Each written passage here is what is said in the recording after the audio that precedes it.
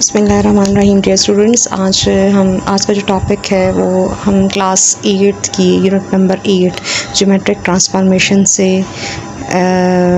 ले रहे हैं। और आज जो है हम सबसे पहले तो ज्योमेट्रिक ट्रांसफॉर्मेशन को डिस्कस करते हैं। सबसे पहली बात तो ये है कि आपने डिफरेंट आर्किटेक्ट्स को, माहिर तामीरात को डिफरेंट शेप्स को इस्तेमाल करते हुए, लाइट को इस्तेमाल करते हुए बिल्डिंग्स बनाते देखा होगा। तो बेसिकली आर्किटेक्ट भी मैथ्स में इस्तेमाल होने वाली different geometric shapes like triangle है, स्क्वायर है, रेक्टेंगल है, ट्रेपीजियम है, इन सब क्वाड्रिलेटरल है, इन सब शेप्स को इस्तेमाल करते हुए और फिर उनकी ट्रांसफॉर्मेशन करते हुए डिफरेंट बिल्डिंग्स बनाते हैं। तो सबसे पहले हम देखते हैं कि ज्योमेट्रिक ट्रांसफॉर्मेशन से क्या मुराद है।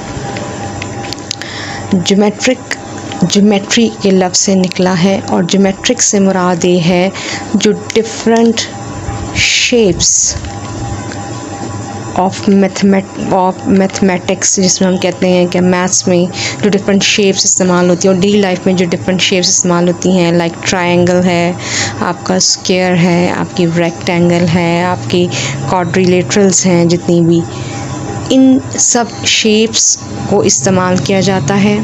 फिर इन शेप्स पे डिफरेंट ऑपरेशंस किए जाते हैं। ऑपरेशंस करने के बाद एक आपका न्यू इमेज हासिल किया जाता है। फिर देखें, डिफरेंट शेप्स का इस्तेमाल, ऑपरेशन उस पर किया जाता है और न्यू इमेज हासिल किया जाता है। ऑपरेशन कौन से इस्तेमाल होते हैं? जो ट्रांसफॉर्मेशन का मतलब ये है कि आप इन शेप्स पे जो भी ऑपरेशन करते हैं तो इन शेप्स में एक चेंज आता है। ट्रांसफॉर्मेशन मीन्स अ चेंज, ठीक है। तो ऑपरेशन कौन कौन से इस्तेमाल करते हैं? इसमें सबसे पहले आता है ट्रांसलेशन।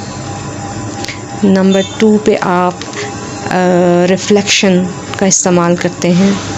नंबर 3 आप इसमें आप ये कह सकते हैं डायलेशन है। और नंबर 4 है रोटेशन। हम बारी बारी इनको डिस्कस कर रहे हैं।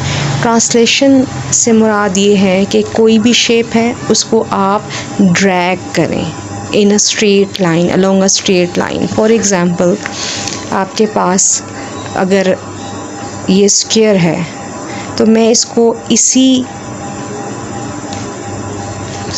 हॉरिजॉन्टली आप इसको ड्रैग करके यहाँ ले आएँ, इस पोजीशन पे ले आएँ।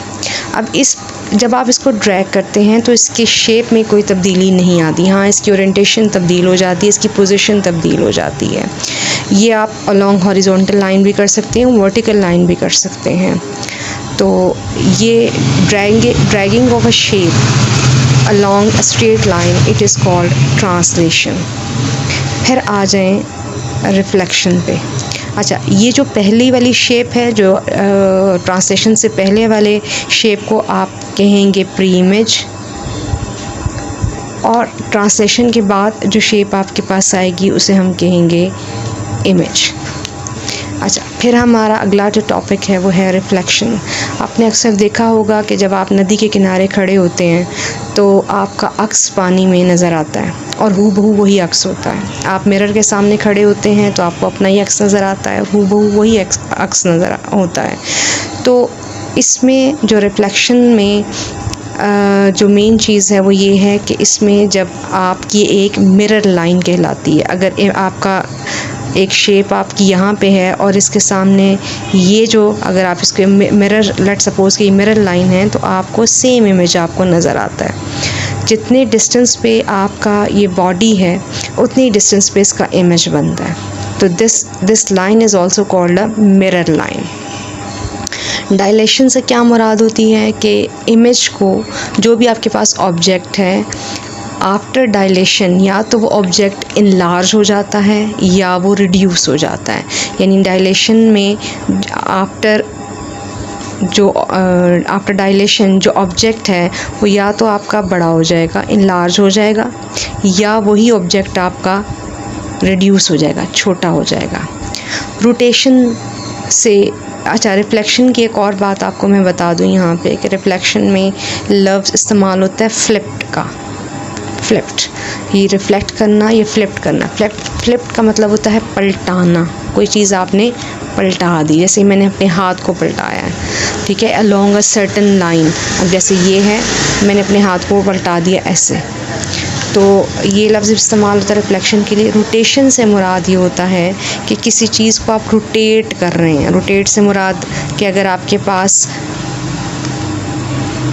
कोई भी ऑब्जेक्ट है तो आफ्टर रोटेशन आपने उसको रोटेट किया, घुमाया, तो इसकी नई पोजीशन या इसका आप कह सकते हैं जो इमेज बना है वो आपका ये बना है। ये इसका ये आपका जो पहले वाला ऑब्जेक्ट है या पहली वाली जो शेप है that is called pre image. After rotation ये आपकी न्यू इमेज बनी है। तो होपफुली आपको आज का जो टॉपिक है ज्योमेट्रिक ट्रांसफॉर्मेशन का, और इसमें जब हमने 4 ऑपरेशंस को डिस्कस किया कि हम ट्रांसलेशन के ज़रिए, रिफ्लेक्शन के ज़रिए, डायलेशन के ज़रिए, रोटेशन के ज़रिए डिफरेंट शेप्स की न्यू इमेज हासिल करते हैं, तो होपफुली आपको समझ आया होगा।